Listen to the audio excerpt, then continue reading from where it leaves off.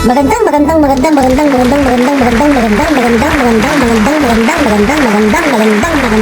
sa inyo.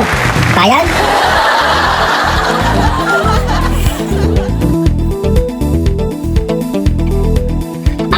Update news. Alright, rock to the world. Okay, let's start. Magbabagang balita. Pogo virus, lalong lumalala. Isang biktima ng Pogo virus, Mayora Chuchay, nakalimot sa lahat ng bagay. Ultimong nationality niya ay nakalimutan. Ang tanging nasa utak niya lang ay farm. Ang gila.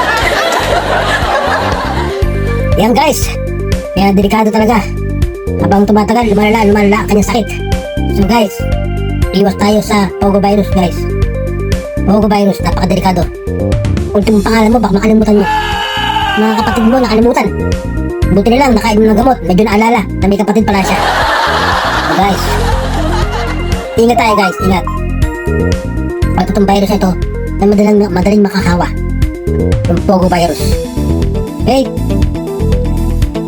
Okay, dito tayo sa malamig na balita. Guys, sa kababayan, isang kalbo ang namatahan na nagsuklay ng ulo. Hindi malamang dahilanan. Bago to guys, isang kalbong nagsuklay. At isang bingi naman ang nakarinig matapos siyang sigawan at murahin ng kanyang kaaway. Siguro hindi bingi yun. Hindi bingi talaga.